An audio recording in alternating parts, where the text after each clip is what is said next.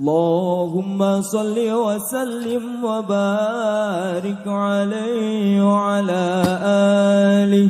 Itu karena hidup dengan istri saya sama anak saya. Jadi yang ngurus anak saya sendiri. Jarang ngurus saya dalam jarang. Memang itu. Memang saya punya standar pakai kitab-kitab kados hikam. Saya ini merasa hidup di dunia itu sendiri. Saya tak warai lah Allah kalau kotar. Imam yang ngarang hikam itu punya resep supaya kamu seneng terus. Liyakil lama tafrahu bihi, mesti yakin lama tahzanu bihi. Usahakan sedikit sekali apa yang bikin kamu seneng, maka akan sedikit sekali yang bikin kamu susah. Jadi misalnya kulo nih, jadi kiai misalnya cari wong, kulo kiai wong alim, jelas nak ngalimnya ngalim, nak kiai rapati ya, nak ngalimnya jelas. Tapi nak kiai rapati, nah kan kiai tapi orang ngalim. Nah kulo nak darah wong alim malah beli ya jelas. Nak kiai rapati ya, kalau rapati nurut, tapi aturan masyarakat rapati apa? Nah sampean kiai tapi orang apa? Ngalim. Ya beda. Ndak ini memang bedanya jauh. Ya mungkin lebih kiai sampean cara derdek-derdek dongo meyakinkan sampean. Tapi cara artine dongo piye paham kulo. Lha boten iki nyata, sampe rasa tersinggung. Napa barang-barang napa? Nyata. Nah, kalau sering ditakoki kiai-kiai masalah. Resepnya apa jenis? Kok jenengan ra tau susah dal kita ra tau wiridan atau mau hisib. Resepnya ilmu itu gini kata hikam. Ulama yang kayak hikam tuh pernah ngarang kitab tuh saking syukurnya entah saking angkuhnya terserah ngomentari. Kamu harus yakin bahwa di sisa hidup Anda itu tidak akan maksiat lagi. Sehingga kalau kamu ditegur maksiat, anggap saja akhiru maksiatin kudirat alaika. Anggap itu yang Siapa yang menganggap mohal bahwa dia tidak akan dosa sampai mati, berarti menganggap Tuhan itu lemah. Karena cara berpikir kita kan bayangkan hidup itu 40 tahun lagi. Misalnya saya sekarang umur 40, bayang umur kadang 4 tahun meneh. Sampean misalnya umur selawe, bayang selawe tahun meneh. Sehingga menganggap dalam durasi ini selawe tahun kok orang maksiat kan mohal. Apalagi sampai sudah tahu maksiat itu bakatem, paham? Ya maksiat ya kelas-kelasan, nak bikin pacaran. Nak wong iso omah ya nakal, nak sing setengah soleh ya berbau proposal ya sesuai kontaknya dhewe-dhewe. Itu kan urusan masing-masing. Ya itu kan urusan masing. Wae wakisabu ala wong ngene ora ana sing roh wae wakisabu ala. Rombongan wali songo, mbok kangen wali songo, mbok golek selisih wawahu napa alam. Sing roh pangeran piyam. Mbok kangen wali, mbok golek selisih margin. Niku pokoke wawahu napa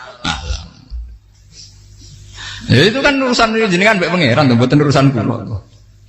Tapi tetap saya sebagai ulama mengingatkan niat itu ditoto. Begini, ulama dulu tuh ngitung hidup itu hanya 2 menit 2 detik. Sehingga dia ya gampang saja. Kayak Imam kayak Kanjeng Nabi itu, ya Rasulullah kenapa tidak menyediakan makan untuk besok? Loh, saya itu tidak yakin kalau hidup saya sampai besok. Ya sudah begitu cara, ya sudah tenang saja. Kalau sampean kan bayangkan hidup 4 tahun lagi, 5 tahun lagi, sehingga arah mangan ya wedi tenan. Padahal bolak-balik zaman cilik arah mangan tetep wedi. Jadi cara berpikir Nabi itu begitu. Begitu juga cara pikir sahabat, cara pikir ulama-ulama yang waras itu begitu. Loh, saya itu pernah melarat di Jogja, zaman pertama merantau. Itu kalau nanti saya bilang, Gus kok tidak punya beras, tapi apa yakin nak sesuk urip Pak? Kowe buta mangan sesuk, anak sesuk ijek napa? Cara berpikir ulama itu begitu. Sehingga melihat maksiat juga gitu. Alhamdulillah aku ijek urip 1 detik, 2 detik, 2 menit. Sehingga hidup.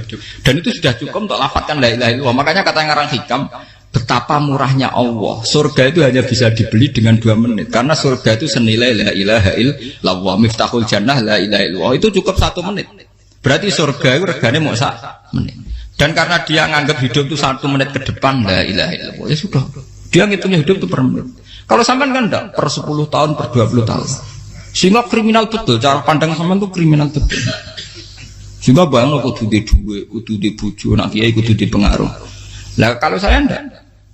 Saya meskipun enggak sehebat itu, tapi mewarisi keilmuan mereka. Jadi misalnya saya jadi ulama, itu bayang di santri mau sitok. Islam kok kayak ke Ahmadiyah ya gitu saja. Ya pokoknya ya sudah gitu. Orang bayangno santri sing kelambinan takwa khusyuk salam tempel demen gelo, demen apa? Lo tanyakan santri-santri saya itu mungkin belum pernah nyuruh istri saya bikin kopi. bisa dihitung. Karena saya itu sederhana saja. Misalnya saya pergi dari Jogja, ini yang nyata salah. Bayangno bojo gue semaca, gawekno kopi, bukakno lawang malah kecewa. Seperti umumnya orang kan gitu. Semerantau ada bayangno bojo gue nyuambut, digawekno kopi, digodhogno banyu hangat teman, bareng teko bojone wangep kukur-kukur. Karena paritnya dia ideal, maka mudah kecewa kalau itu tidak terjadi. Nak kula mboten, sebayangno kaya Jogja, bojoku cek utuh Islam. Nak sholat 5 bulan ya sudah gitu. Pakai standar-standar yang minimalis. Saya dari rumah bangun sampai ngaji ya, pokoknya melek, ya sudah nak sholat dem-dem nopo, mulanya sudah gitu. Andai kan saya pakai standar maksimal, maka akan mudah kecewa. Rasulullah juga begitu. Rasulullah itu ngadepi Sayyidah Aisyah, itu ya begitu, ngadepi Hasan Husain. Sehingga tidak ada cerita Nabi mudah kecewa, betul. Karena Nabi bayangkan anak istrinya itu ya minimalis sekali, urusan dunia loh maksudnya minimalis sekali. Misalnya Nabi pagi-pagi tanya, ya Aisyah apa ada sarapan? Enggak ya Rasulullah, ya idzan asumu, kalau itu saya puasa. Kalau sampean usul-usul ora digekno kopi wong wedok apa? Itu kan repot. Muni-muni itibak sunnah Rasul tapi enggak pernah sampean mendekati sunnah napa? Rasul. Sehingga ya tenang saja Nabi. Saya tuh alhamdulillah bisa niru dalam gitu-gitu tuh bisa. Makanya ini kiai muda paling enjoy. Banyak kiai-kiai sepuh itu kalau urusan gitu konsultasi sama saya. Gus siapa apa kain? Ini kalau dari sampai era dekarep. Juga saya tidak pernah bayangkan apa tanggaku seneng aku atau orang ngaji aku kecewa, tidak pernah bayangkan. Sama itu kan makhluk, tidak penting. Kecewa tidak kecewa itu tidak benar. Saya itu orang alim, ngerti ini warido kamat lubi, ora waridokum. Yang tak gulai ridane pengiran antara ridane sing ngaji, ridane konsumen. Itu apa? Makhluk tidak penting. Itu harus dilatih. Harus apa? Sehingga orang itu kalau biasa sholat, maksudnya biasa ta'alluq bi Allah, mesti la'alla katardo, mesti gampang puas. Karena dia iktifa ngalap cukup bi Allah Subhanahu wa ta'ala. Saya sebagai manusia juga sering ditangisi istri. Misalnya saya sering ke Jogja sendirian. Nah ninggalan apa? Ninggalan ibu milih pengiran. Misalnya mati ninggalan ya paling aku mau ngapain nih suaraku. Paling uang nangis gue kegiatan. Bukan apa. Ingin saya bahwa konstitusi ulama itu masih iktimat Allah. Kalau kita kan enggak. Cara berpikir kita ngaji itu ideal sing ono podium, sing ngaji kelaminan takwa kabeh, keturunan kaji kabeh, diluk kabeh. Kita akan pakai standar-standar yang dengan asumsi kita. Padahal Nabi zaman sugeng al iman hahuna wa yusiru ila qalbihi sadrihi salah. Iman itu urusan hati. Komitmen sampean be Allah Subhanahu wa taala. Nah ini resepnya. Makanya kata hikam liyakillah mata frohubi, mesti yakinlah mata sedubi. Sedikitlah kamu gembira dengan satu hal, nanti akan sedikit kamu yang kecewa. Artinya misalnya kata kulo sebagai ulama seneng kulo nu kok ijek iman, ya nggak kayak orang awam. Ya sudah gitu. Jadi misalnya suatu saat kulo jatuh, yang ngaji saya gak semeneng jadi kupeding. Wong sing seneng kulo bubar kabeh. Kulo ya rasa susah, miskola darah bener. Gus saiki jenengan ora sing seneng, ya tenang saja. Sing ora seneng ya makhluk ora jelas. Dan status mereka tetap layadur walayan. Ini harus dilatih. Sehingga Nabi itu ya meskipun beliau itu perang, sahabatnya meninggal, ya tenang saja. Nabi cara berpikir yang meninggal mereka mati syahid, yang masih hidup dianggap berpotensi melakukan kebaikan. Sama tak warai resep-resep dari Rasulullah Shallallahu Alaihi Wasallam. Saya ini sebetulnya memaksa, menjelaskan ini maksa, karena saya inginnya jadi ulama yang kayak umumnya orang, tidak ideal amat. Tapi kan saya ditekdir ilmunya itu ideal, jadi terpaksa saya jelaskan. Tapi kalau perilaku saya tidak akan ideal. Soalnya ngawur, saake mari Ghafuri pengiran nganggur bolak-balik cerita. Ada seorang wali, karena dia wali itu doa di multazam, ya Allah, saya ini minta satu hal. Karena dia wali maka tidak minta uang, tidak minta jabatan, minta engkau takdir saya tidak pernah maksiat. Itu kan bagus sekali, minta doa ditakdir gak maksiat kan ada. Dari pengiran malah Syafi'i. Fa'ena ada ukufran. Karena tahu maksiat malah sifat ghafurku tak ada kok enti. Gamane pengiran ini sifat ghafurku rak nganggur. Malah tidak ada orang selain Nabi kecuali ditakdir tahu maksiat dan sifat ghafuri pengiran efektif. Paham apa? Lara sampean kan ghafure mbok nggo kabeh. Dadi karek sajidul iqab. Karena maksiate sampean sering. Jadi sifat ghafure wis berlaku aktif. Saya karek nunggu sifat sajidul iqab. Paham ya? Itu beda dengan wali-wali. sifat sadidul iqab mau aktif, mereka tidak punya dosa. Malah pangeran bingung gak kok sifat ghafuril. Apa ada kok ghafur atau dosa? Didakoki sadidul iqab gak tahu maksiat. Jadi pangeran malah sing bingung. Nak kowe ora tau maksiat ghafur kok tak dakoki. Kok ora tau maksiat, wong iku ora tau apa? Didakoki sadidul iqab gak mungkin atau maksiat. Lah pangeran ape dakok ghafur kan syaratnya dosa sik. Sampeyan kan walian. Ghafure wis dintekno. Keseringan kepake, paham ya? Karek nopo? Karek sadidul iqab. Ya itu memang standar Tuhan. Semua Quran itu kalau nyeritakan gitu. Nabi ibadi anni anal ghafurur rahim. Kawulaku ceritani aku ghafurur rahim, tapi yo ceritani wa anna adabi wal adabul alim. Jadi Nabi ibadi anni anal ghafurur rahim wa anna adabi wal adabul alim. Kalau Nabi Ibrahim, Nabi Muhammad, inna rabbaka lasari'ul iqab. Pangeran cepat nyiksane, tapi wa innahu laghafurur. Jadi dua sifat ini pasti aktif. Dan tentu ulama itu senang sifat ghafur itu ya meskipun aktif, tapi mereka tidak pernah ngambil fasilitas sifat nopo. Kula baleni malih. Sehingga kayak Sayyidina Umar radhiyallahu anhu ketika beliau pertama jadi khalifah, ini cerita di kitab Hayati Sahabat. Pertama dia jadi khalifah, orang mengira dia akan ngomong hal-hal yang besar, visi besar tentang negara, visi besar tentang izzatil Islam wal muslim. Tapi ketika Umar pertama pidato begini, ayuhal muslimun ayuhan nas, ana, dari kata Sayyidina Umar, ana hulamun min bani Makhzum, akulu min kholati, saya ini pemuda dari Bani Makhzum. Kecil saya bisa makan karena bulik-bulik saya punya kebun kurma yang kalau saya memanen diopahi beberapa biji dan itu menjadi kuti wahayati, menjadi saya bisa hidup. Terus wassalamualaikum warahmatullahi wabarakatuh. Orang itu penasaran semua. Orang jadi khalifah pertama dibenem jadi Amirul Mukminin, pidatonya ngenang masa kecilnya ra kelar mangan, kelare mangan mergo buruh bulike, paham ya? Ngondoh kurma terus dikai tamarotin, beberapa kurma sing dadekne iso dan itu saya pakai sampai ketemu Allah Subhanahu wa taala saya pakai. Misalnya sekarang saya mulya, misalnya kalau dibilang mulya ya ana sing nyucuk, ana sing husnudzon, ana sing hormat macam-macam sawangane. Itu bodoh sekali kalau saya menikmati itu, bodoh sekali. Paling banter nikmati dicucuk dihormati itu apa? Tapi kalau nikmatnya bisa makan saat itu tuh nyawa. SBY jadi presiden prestasi, Gus Dur jadi presiden prestasi, tapi umpama presiden tetap mangan. Prestasi tertinggi ada bisa makan selisat dirumki gojogonyo. Makanya Umar mengingatkan, sebetulnya nikmat tertinggi saya itu tidak saat saya jadi khalifah, saat itu kok aku iso mangan, coro gak aku mati. Paham ya? Jadi itu luar biasa. Kita ini kan menjadi angkuh karena ngitung nikmat itu yang besar-besar, punya prestasi, punya. Kalau saya enggak ngitung nikmat itu kelar mangan gak mati, kan gampang. Sehingga saya tidak mudah kecewa karena tarifnya minimalis, gak gampang apa? Jadi misalnya kalau kapan-kapan kok berhubung, Gus ini Tuhan rasanya jangan ngeten-ngeten. Oh makhluk itu ya gak apa-apa. Kalau di status kiai kan seakan-akan ngomongnya sakral, seakan-akan mandi. Tapi nak tak status, oh makhluk itu ngomong-ngomong ya sudah kan.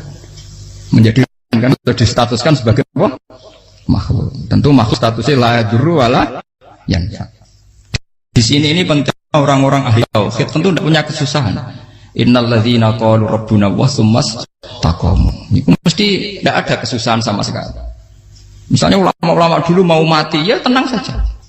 Mati kedua itu mati paling menantang ya, menyenangkan sekali. Karena mati yang seru itu mati zaman Al-Adam. Misalnya saya kelahiran tahun 70. Tahun 40-50 kan belum ada saya. Itu mati yang sejati karena Al-Adam. Kenapa? Al-Adam tidak ada. Mati yang nanti itu mati yang petualangan karena saya mati setelah menyaksikan kekuasaan Allah, setelah husnudzon sama Allah, sehingga mati yang menuruti kerinduan akan ketemu sang kekasih. Makanya Jalaluddin Ar-Rumi ketika mau meninggal dan orang-orang muridnya nangis, dia marah-marah. Hei murid-muridku, betapa bodohnya engkau. Saat kayak ini yang saya tunggu, saya sudah menyesal berusaha sampai Allah dat yang tak senang. Aku kecewa waktu makhluk-makhluk koyo kowe. Saiki wis wayahe aku goleki kholik dat sing tak senengi malah mbok tangi. Cek bodhone kuwe, saat-saat sing tenteni malah mbok tangi. Betapa aku lamanya menunggu kematian ini. Mergo hidup itu keterpisahanku mbek Allah, kemen ketemu kuwe. Mulane Jalaluddin Rumilah yang mengistilahkan mati itu malam pengantin. Makanya fal'an awanus sirok minkum wa awan wisol habibi. Ini saat yang indah karena ketemu dengan berpisah dari makhluk-makhluk yang tidak penting menuju sama Habibi kekasihku. Jadi dia misalkan mati itu malam pengantin. Semenjak istilah itu populer sehingga di Jawa ana ngipi dadi nganten takwilane mati. Itu filosofi sufi, ya filosofi napa? Lah niku tenan. Begitu juga sahabat-sahabat dulu. Bilal mau meninggal, anaknya do nangis. Bilal lagu ya. Ditanya sama anaknya, "Kenapa anak-anak kamu nangis?" Lan jenengan badhe kapundhut. "Aku malah seneng nang mati." Hudan nalqal akhibah Muhammadan wa hisbah. Aku nak urip ketemune mbek kowe terus. Malah nak mati ketemu Nabi Muhammad. Hudan nalqal akhibah Muhammadan wa hisbah. Nah, dengan cara pandang begitu maka hidup itu enjoy saja.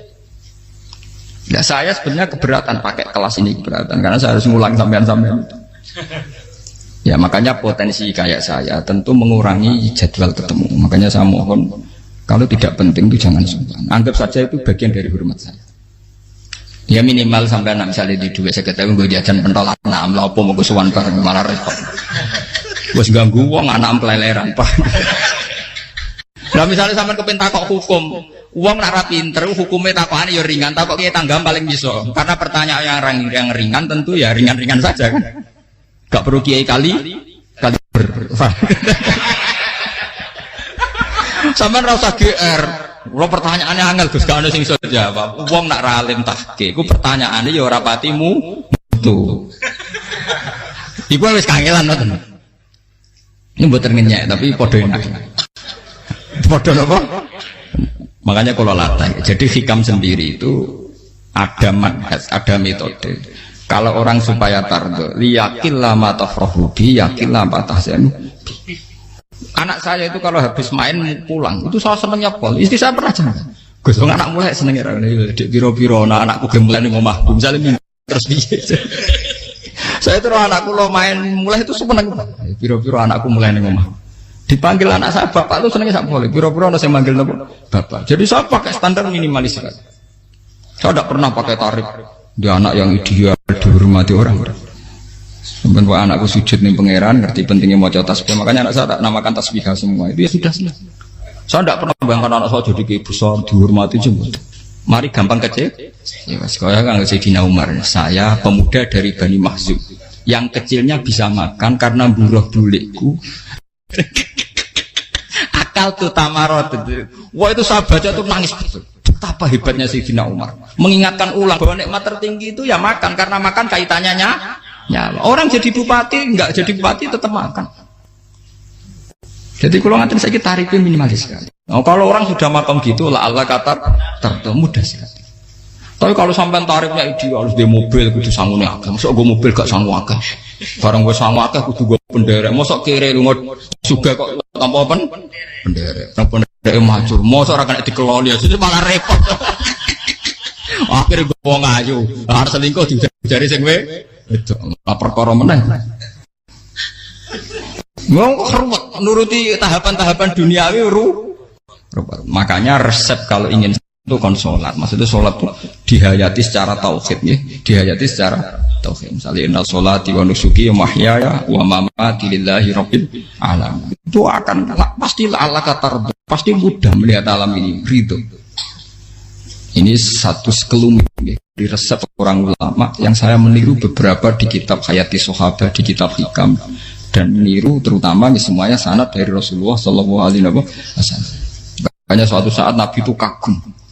Abdullah bin Mas'ud itu jalan dan dikawal oleh beberapa malaikat. Terus Nabi itu heran. Ya kenapa itu selalu mengawal kamu? Kata Abdullah bin Mas'ud, ya Rasulullah, inilah akhtu khutwatan illa wa azunnu alla akhtu wa ukhra wa ma akaltu luqmatan illa wa azunnu alla alqamu ukhra. Saya itu tidak pernah melangkah kecuali saya tidak pernah yakin apa betul saya bisa melangkah lagi. Jadi perlangkahnya itu dia iktimat Allah. Dan saya tidak pernah mengunyah satu kunyahan kecuali saya tidak yakin apa betul saya bisa mengunyah lagi. Setiap kunyahnya tetap semuanya ada bismillah, semua itu atas nama pertolongan atas kata Rasulullah. Orang Andekan saya ada nabi terakhir itu jadi nabi. Jadi kemana? Makanya dulu nabi itu sering ngendikan, andekan orang-orang kayak gitu itu ada nubuah, tentu mereka punya derajat napa?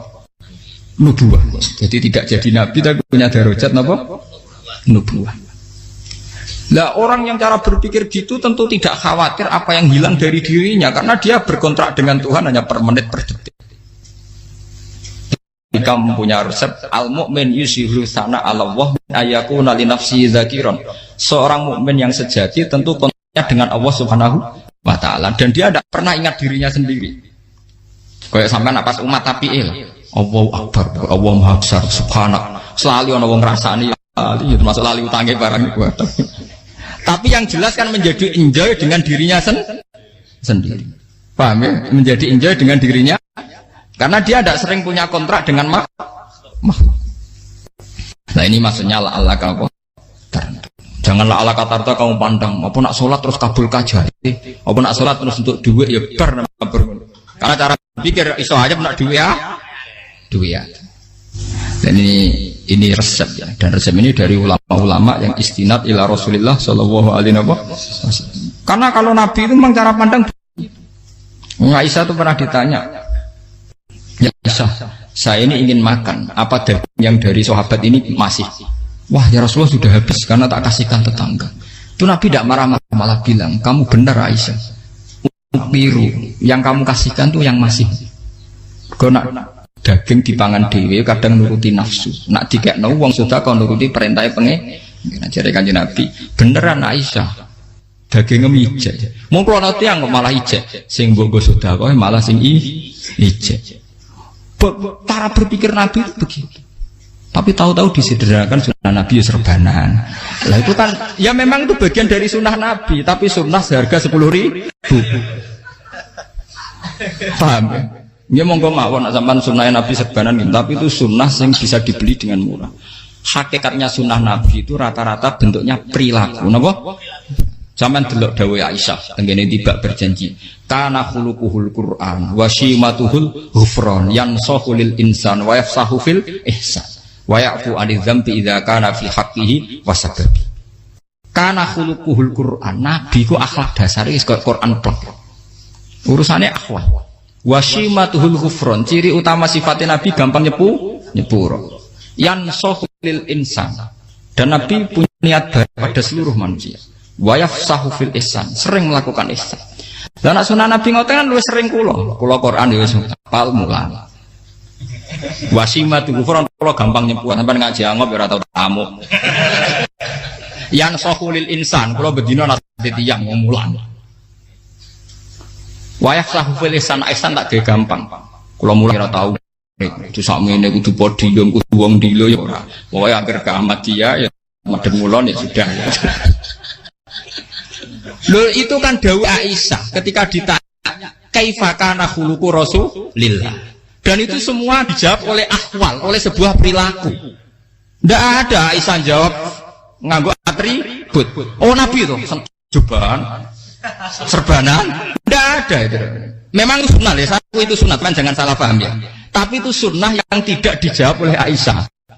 Sunnah yang sampean jawab sendiri paham.